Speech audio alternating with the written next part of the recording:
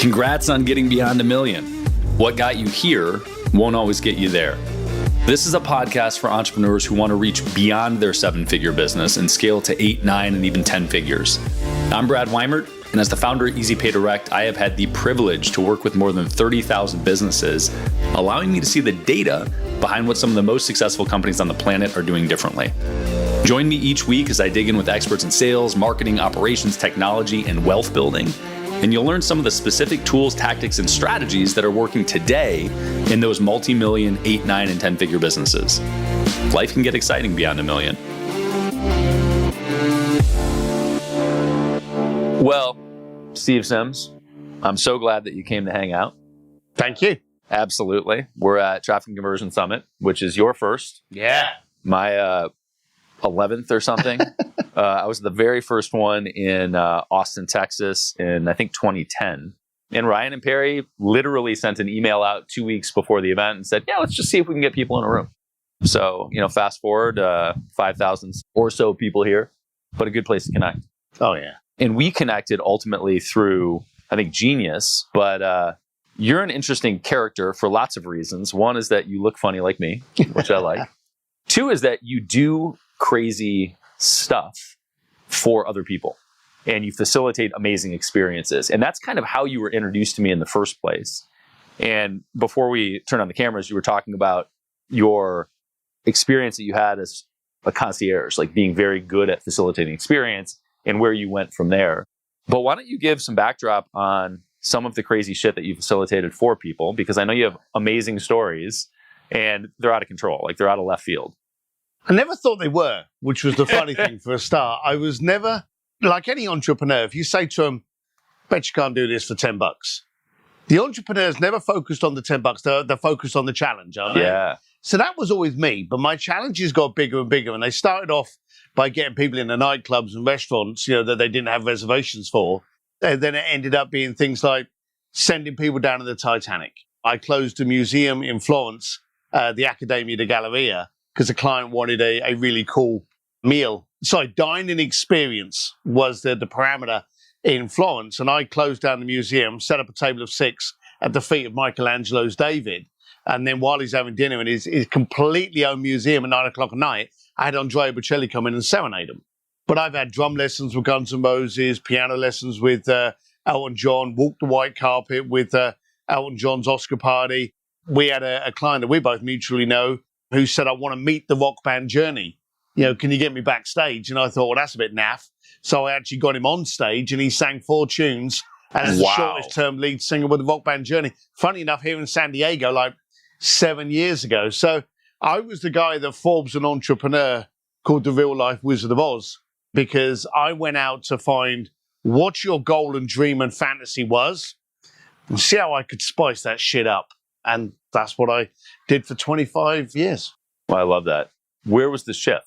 So at some point you were like, okay, I want to do something else, or everything's still like, there's still a backbone to that, right? Like that still plays into everything else. So what happened was I've always been a curious Irish lad. And I think that's what happened because... Curious Irish Lad, for those of you that couldn't get that. There'd be subtitles on the only podcast on the planet with subtitles. It was one of those things that I was constantly going, well, how do you do that? How do you do this? I remember my parents got a TV with a remote control. Now, back in the 80s, wow, that was something. The TV was still the size of like 20 suitcases. Yeah. And I couldn't work out how this worked. So to find out how it worked, I dismantled the remote control. And of course, like that, that didn't sit well in the family. But I was always that kid that wanted to kind of like, where's the VIPs go? How do you get in that? Like when I landed in LA and we had to go and get our driving license, and everyone knows the place you go to die is the DMV. Yeah. So where does George Clooney's kids go to get their driving license? Because they sure as shit don't line up. When Oprah's got to get a renewal, she don't run down to the local DMV. So there's always somewhere. There's always a door. There's always someone you need to... That's what I went out to find out. And so the concierge firm was really just allowing my curiosity to run wild. And what ended up happening that I didn't realize, and you're correct, there's always a thread, there's always a backbone. was that I ended up wanting to get my clients into bigger, badder, more exclusive things. And then when I got there, I got to see the behind the scenes of that. So I was behind the scenes at the Grammys, the Kentucky Derby, the New York Fashion Week, Milan Fashion Week, Paris, the Cavallino Classic, the Stade Cartier Polo Classic. And I'd get behind this and I'd be like, so how do you market this to the uber rich? How are you getting your message out? You'd have loved it. And half the guys from War Room would have loved to be sitting there. I've been in the headquarter marketing department of Tiffany. How do you run your campaigns? And at the time, I was just really curious. But then I ended up helping them. And I ended up working with the Grammys, the New York Fashion Week, the Cavallino Classic, Polo, the Palm Beach and Bridgehampton Polo tournaments. All of these to generate more buzz, to get more clients to come, to raise the ticket prices. So I ended up, without realizing it, very curious, but now working in a marketing and branding. Now, I would get paid a bit of money, never a lot. I'd also get shit tons of tickets, which I would then supply to my billionaire clients. So I was getting paid well. But I always wanted to go to gigs that I could go, I like what you do, but I don't like the messaging you're doing it with. And, you know, with a little tweak, you could get less clients paying more. Would that be of interest? And that's what I would do in all the conversations of those. They'd be like, so how could you do? And then I would start doing it. And I think one of the beauties I had, I think maybe my unicorn, my talent that I had was not knowing what everyone else knew. Because they were carrying the baggage of, well, that's how we've always done it. I would come along and it's like the kid looking at it for the first time and they go, well, why don't we just put that over there? Because that'll do it, won't it? And of course, everyone in the room's going, but we don't do that. Why not?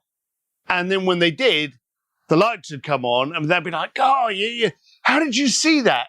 But because I wasn't in that industry, I came in with a different viewpoint. So that's the thread. So I've gone from the concierge to Sims Media and to marketing and branding and taking the way that I branded a concierge firm. And you're right, you know, we know each other, so we're playing games here. But I had a concierge firm that didn't even have a website. And the website I did have didn't even have a phone number. And it's being run by a guy that can't even spell and doesn't even know how to do great copy. But I learned things to what the client needed. And that's what I focused on. When you focus on what the client needs, you haven't got to worry about a pretty website. You haven't got to worry about looking good. You know, you can turn it, and you'll vouch to this.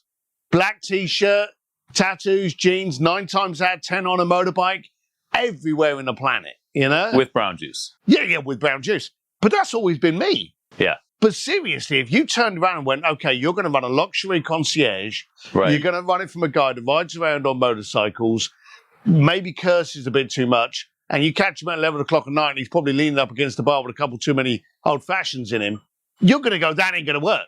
Yeah. You've got to look like this. Yeah. Do you know, funny enough, it did. Yeah, but I think, so you said, I mean, like 15 things that I want to hit on that we could go down the path of, but one is asking the question that people aren't asking. Yes. Right? And for you, that came from the place of, well, I'm not in your little club, so I'm thinking about it differently, right? I'm not part of your frame, so I'm thinking about it differently. But it's the lesson for me routinely and for the entrepreneur of what's a different way to look at this, right? And I think we inherently, entrepreneurs that are trying to solve problems, inherently think about, okay, well, how do I solve this? But they don't always step out. Yeah. One of the things that you said that I really liked was you asked people who were running the event or running the thing how they pushed it out, right? How they did things differently. And very often we get trapped in the allure of the experience, not the facilitation of it, right? Not how somebody actually went about doing it. You also mentioned that when you were shifting from concierge into the marketing or the marketing side of it, you were kind of repositioning for them and saying, hey, what if you could have less clients and make more from them? Yeah. Who was the audience for that? So anyone that's got a course, anyone that's got a product, anyone that sells anything knows full well that all the moaning comes from the person that spent $20 on it. You know? I'm well aware of this. You don't get the guy that's spending 20 grand a month bitching. Okay? Now, I actually believe that's because of a couple of different movements. One, You'll pay attention to the guy paying 20 grand. You'll think the guy for $20 is getting what he needs, okay? But you're split focusing. I'm a great believer that you can't half jump in the pool, all right? You deal with that market or you deal with that market. You know, if you've got this market, then head it off to someone else, but don't dip your toe in both. You can't do that. And I noticed that a lot of people, as they were growing and they were trying to scale, the first mistake they would do was reduce their prices. How do I get more people? Well, that's easy. I half my price. I double the value, which means double the content, double the courses, double the work, double the friction. How is this good? You know, again, it's like the emperor's new clothes. You look at it and you go, the guy's naked. So you get to see these things and you go, well, why are you doing that? Now, if I said to you, you want a yacht, you want a penthouse, you want to travel the planet, would you want to do that with 200,000 clients or do you want to do it with 2? I know what your answer is going to be. I want 2 headaches rather than 200,000. So I went out and I thought to myself, I can either do work for people with not a lot of money and do 3 times the amount of work, or I can eliminate the payment as the first problem by only soliciting billionaires. And so what I would do is I would go for them. And do you know the funny thing? Guys are scared of 2 things. Okay? And entrepreneurs are scared of 2 things. Hot girls. Guys are terrified to talk to hot girls. Okay? And billionaires. That's a funny one because they will turn around and they go, I don't know how to talk to billionaires. I don't know how to solve a billionaire's problems. Now I'm talking to you and I know you've got things in the back of your head because you've dealt with billionaires, you deal with people with money. But here's the thing. There was a point in time where you didn't have any money. Right. There was a point in time when you would get the red letter and then the second red letter and then the threat to be cut off and then you'd pay it by borrowing some money from Billy. We've all been in that. We know what that experience looks like. So we know the problems of not having a lot of money. Right. Not a lot of us that know what the problems are of having too much money. Right. So how do we relate to those people? But if you look at the richest people on the planet now, pick them. Elon Musk, Mark Zuckerberg, any of these people, they didn't have money. Right. They started, so they know the relationship to not having. And people think, because you're a billionaire, let me stick you on that pedestal. My God, everything you say is gospel because you're a genius. Yes, and maybe 1 or 2 things. Right. But for the rest of their life, they know what it's like not to be able to afford or to go into a grocery store and know to the dollar how much is in the bank account so they know how many loaves of bread they can buy. So I went out there and I went, okay, I can't relate to them, but they must have my problems. They must, maybe that's scalable. They want to tell cool cocktail parties. They want to show off in front of their friends. How many millionaires do you know that still have a hang-up, still don't think they're rich enough, still are taking photos on the planes that they don't own? A lot. All of them. You get that level. And it's also the other hard thing. Do you remember as a kid when you would go, when I'm a millionaire, I'm done?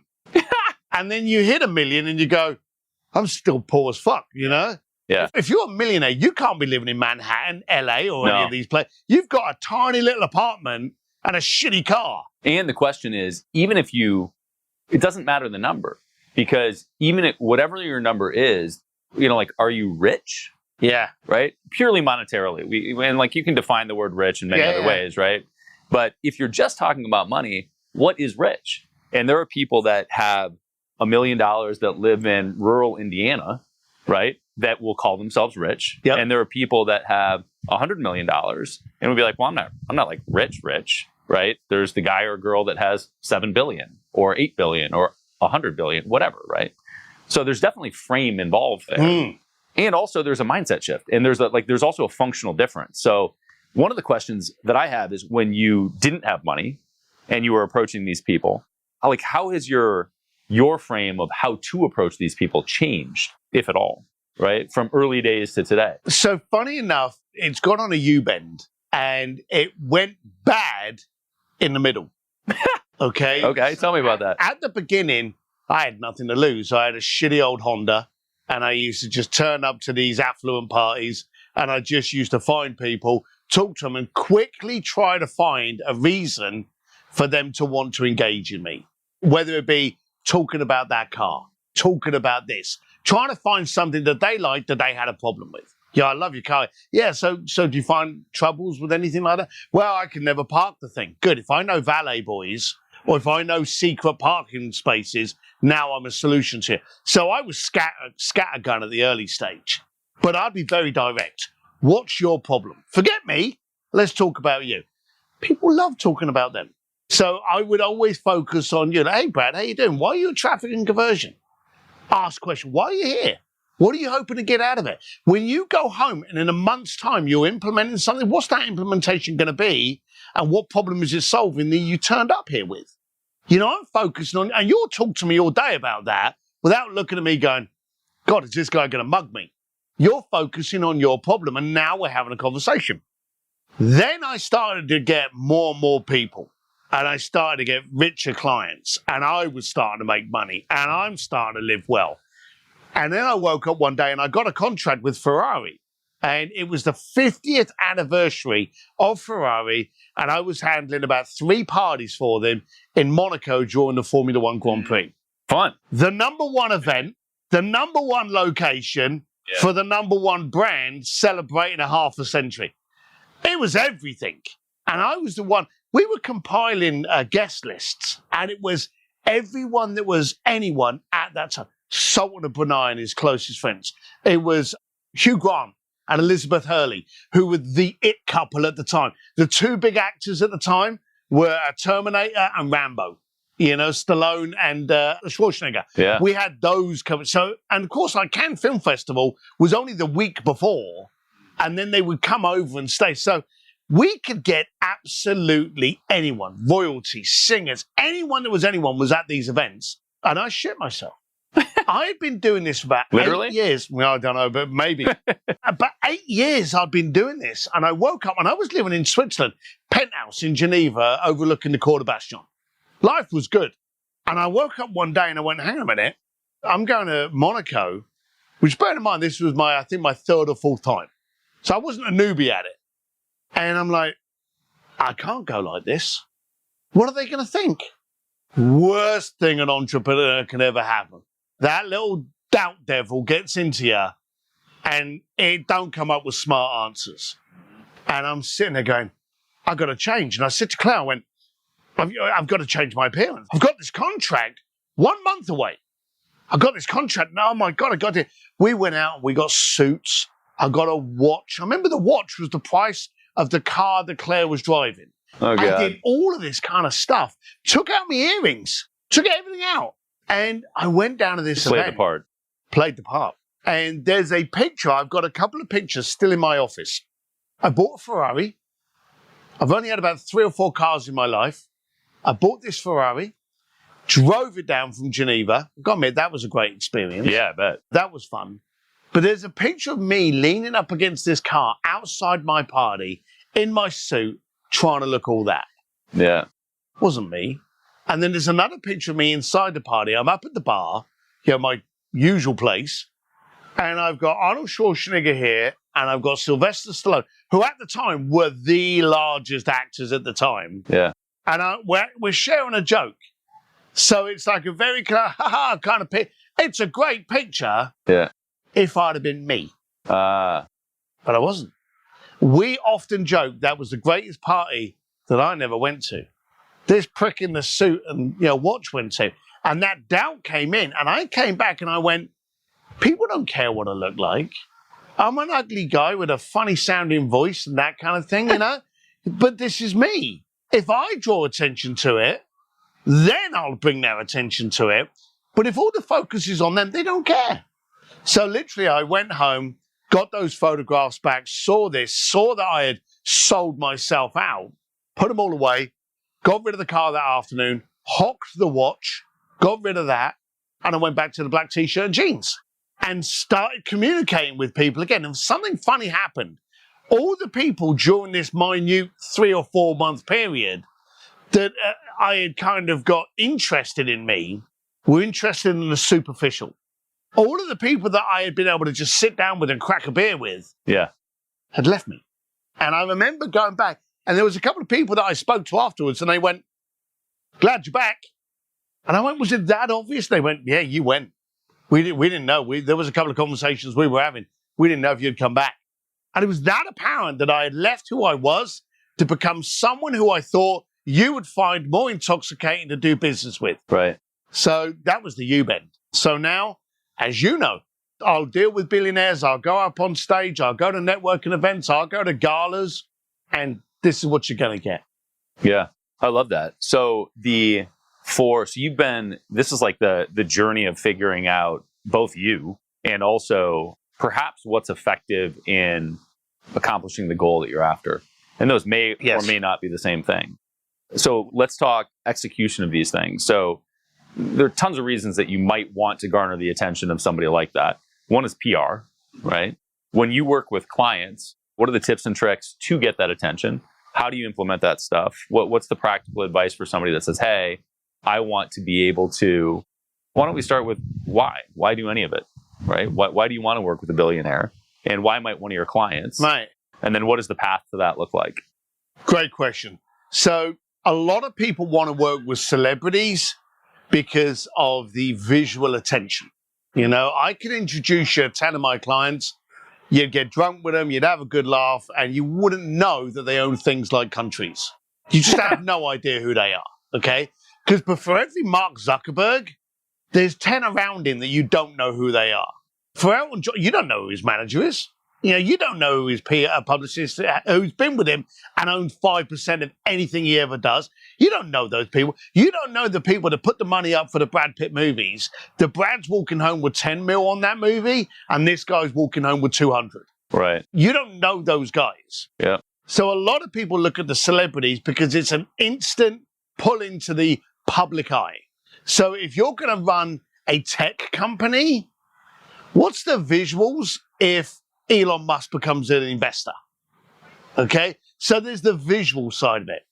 I will say that's got more dangerous over the years because how many of us, I remember I did an event about 4 or 5 years ago and it had, I'm trying to think of his name now, but it was the House of Cards actor. Oh, yeah. Okay. Kevin Spacey. Yeah. I don't know of a bad Kevin Spacey movie. Yeah. I love Kevin Spacey. I do too. thought Great the actor. Stuff, the way House of Cards was absolutely brilliant. Yeah. And I had a client that was doing something, and he had Morgan Freeman and Kevin Spacey that was going to promote his products. Okay? We know what happened to Kevin. Yeah. Or do we? See, I don't know if he got convicted. I don't know if he got acquitted. We don't know. But in the public eye, you only need the shit. Yep. We don't know if he's got away with it. I know Jeremy Piven had one come at him and it got thrown out of court, but he said it doesn't matter. The damage has already been done. Right. I don't know if I'll get stuff again. So the guy bowed out of Kevin Spacey, and because of all of that hoo-ha, Morgan backed out because that guy was related to doing something with its vicinity in this location. So first of all, a lot of people want the celebrity stuff, and those celebrities are your Richard Bransons, your Elon Musks, your Jeff Bezos, as well as your Lady Gagas. And so celebrity has taken a wider streak, but it's a quick bump up into credibility and visibility, but it's dangerous because you're now hanging your hat on how long this person's going to be viable to you. Yeah. If you want to meet those people, let's give it the tips and tricks.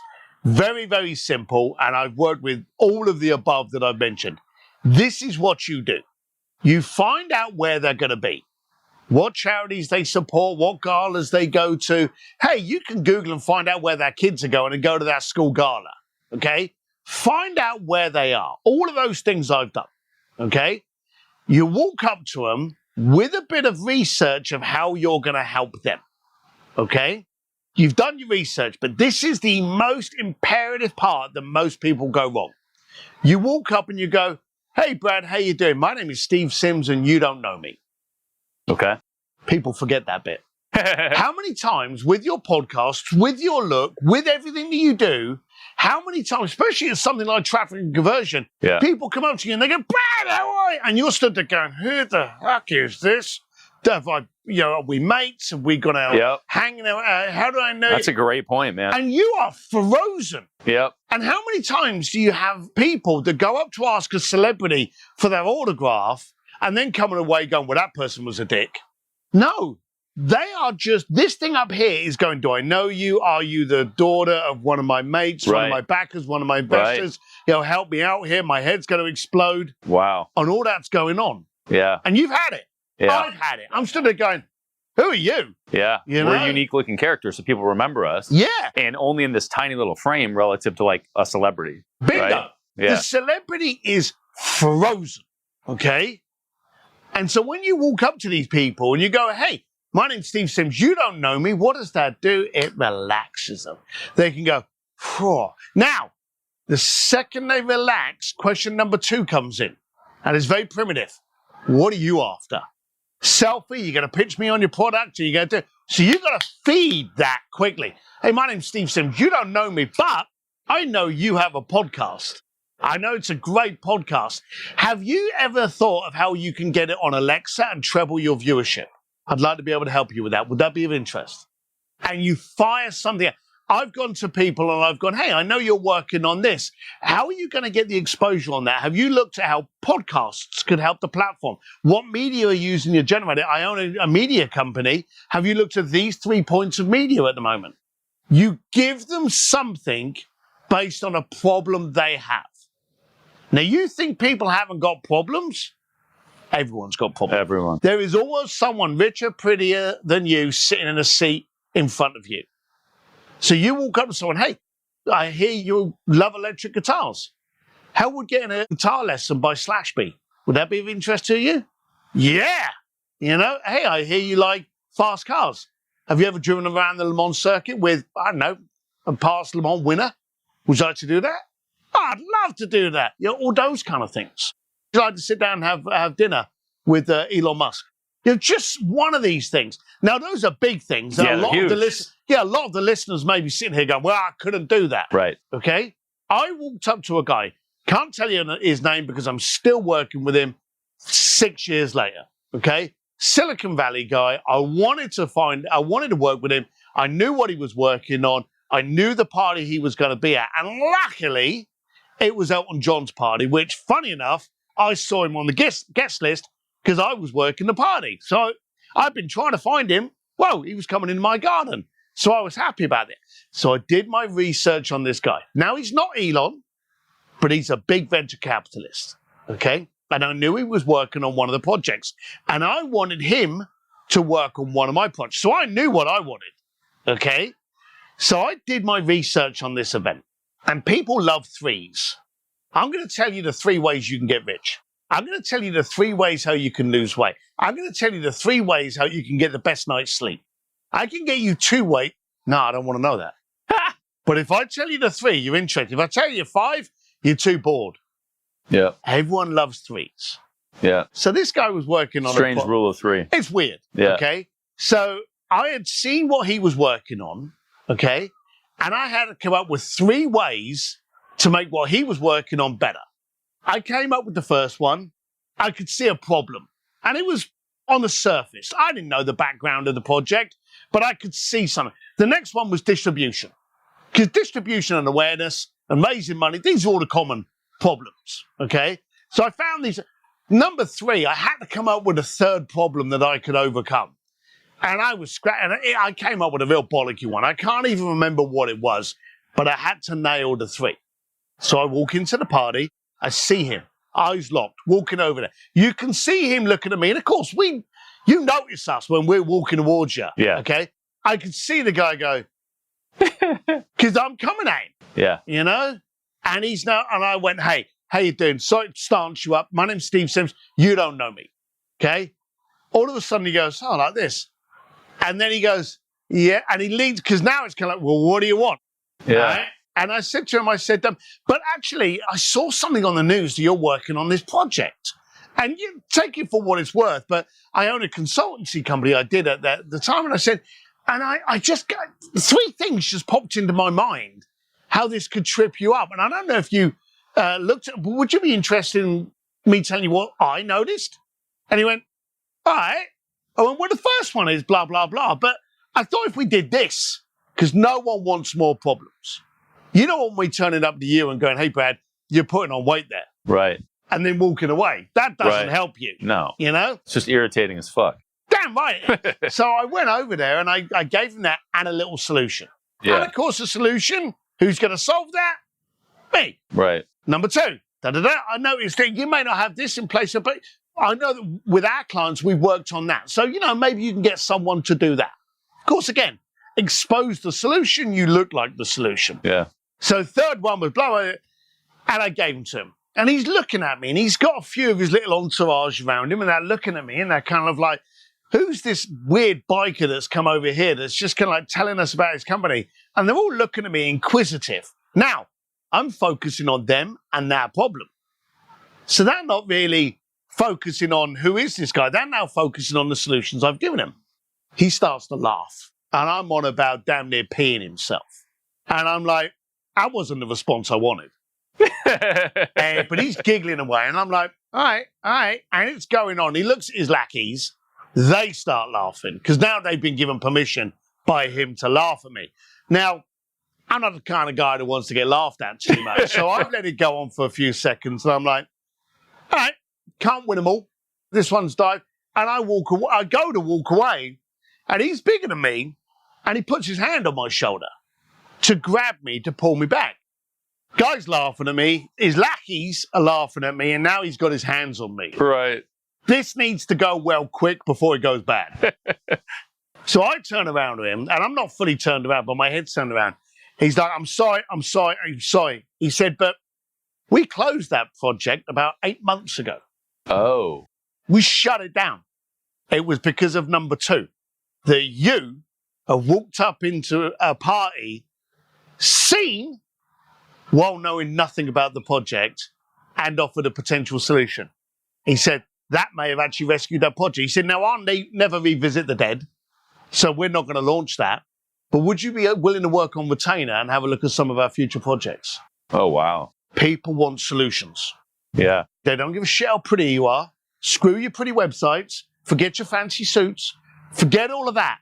They want to know who you are. And the good thing about me and you is that we're not color coding it. We're not softening it. When you meet me, you know everything about me within 3 seconds. You did when we first met. I ain't the smartest tool in the shed, but he'd probably get shit done. But that's fine. Yeah. You were able to make your assumptions with some form of clarity because I had made myself, and this is a classic line from the groups that we know, I had made myself impossible to misunderstand. Now, I had gone there and I was focused on you, and I gave you some problems. And very quickly, you knew who I was. Through my body language, through the way I turned up, I was making the very, you had no apprehension. Now, that can translate into any way that any marketer is working with their client. How many marketers do we know? The first thing they do is they put a photoshopped picture up on their website to look as pretty as they possibly can. Yep. You know, in their best suit that they never wear. Breathing that garden and like slight sobers. Yeah, you can do it. How many of them do that? And then they get someone to make the copy so eloquent with words that they could never say, let alone spell. Yeah. It's like a dating profile, right? Absolutely. What I want is the third date. Fuck the first date, right? I don't want your profile. I want to know who you are. And we are becoming less tolerant now. We've gone through COVID. We've gone through the pandemic. We've gone through the lack of clarity. We've gone through not only COVID, we went through a political upheaval on top of it. And in the middle of that, we had Asian hate, Me Too, and Black Lives Matter. We had 3 massive movements. What a year. Yeah. So there's been a lot of confusion, a lot of upheaval, a lot of disconnect. And when people are dealing with other people, there's only one goal that you should have. Make yourself impossible to misunderstand so that person can turn around and go, all right, I know who he is. Now I'll listen to him.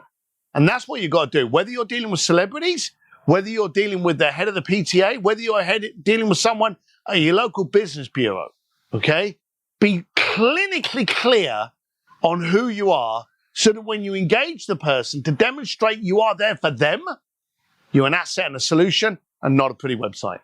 I love that. So I think there's a lot of takeaways in that. But for me, one of the things that is highly relevant is I know a lot of people that don't fucking know who they are.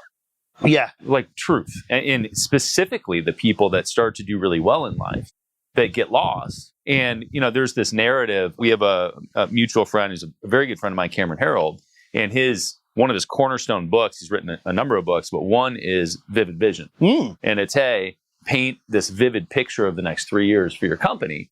And actually, before we started, I talked about this and alluded to this, but we don't all have a master plan. No. Some of us don't have a master plan of who we are ourselves and who we want to be. But absent that, just having habits in place, just having something that you're doing on a routine basis, that's what's going to show up 10 years from now. And what I get from you is authenticity, right? So what I get from you is you can say, hey, you know who I am, right? But how I got that was whatever judgments I may have had, what I got was I'm comfortable with myself and I'm here and I'm just going to be me. And this is this thing I'm going to do, right? And a lot of people have a hell of a time doing that. So just to help you out on that, I have an issue with the word authentic. Okay, good. Yeah. Shoot it down. Give me a better one. Transparency. Oh, I like that. Okay. You see, the worst people in the planet are those sitting on the fence. You can guarantee that there are people that are listening to this show that are going, I like that guy. Guaranteed equally, there are people that have already turned off going, I don't like that guy. Okay. Both of those camps are fine, but it's the ones that can't make a decision. Your job is to help them make that decision. Kick them off the fence, either on my side or on the other side. Focus on your transparency. And you made a statement that if we break down, a lot of people don't know who they are. Okay? Who cares? I'm not focused on who you are. I'm focused on what you do, what solution you provide, and who it can help. I don't care about your religion, your size, your penis size. I don't care about any of that. I care that you are the solution to my problem. And you haven't got to worry about being authentic. You've got to focus on being transparent that you do this exceptionally well and it'll benefit you. And leave it at that. I like that, man. So what are you working on now? How can people find you? How do you want to help people? Well, I want to get them clearer. The funny thing is, I did the book Bluefish and the Art of Making Things Happen. And it was a bit of a tongue-in-cheek and also very therapeutic for me because I thought everyone was doing this. I thought everyone was branding this way. I thought everyone was communicating this way. I thought everyone was focusing on the solution and the transparent. And I was like, gobsmacked how people weren't. And everything I was doing was dead simple. Do you know how much effort it takes to be me? But I was stunned how many, and as you were referring to it, how much effort people take to be someone that they're not.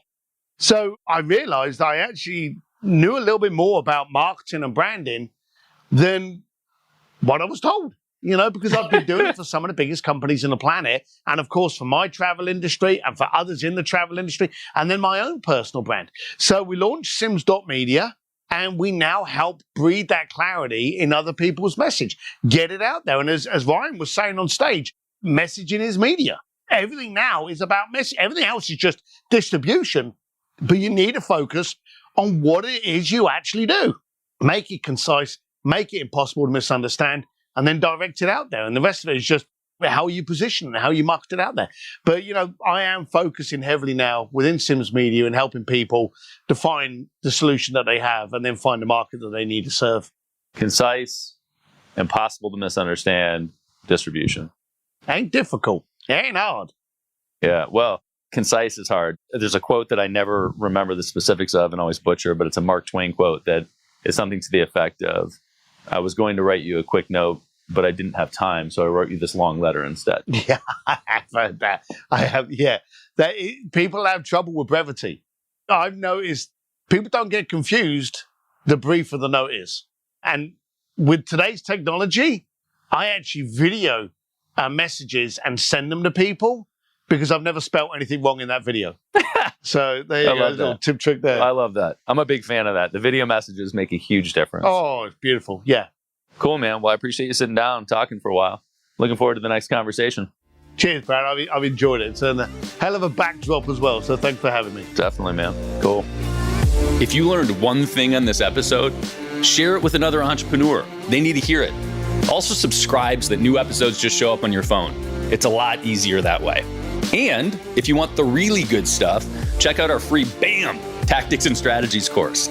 It's where we curate the best tips, tricks, and tools that our guests know, whether they've shared them on the podcast or not.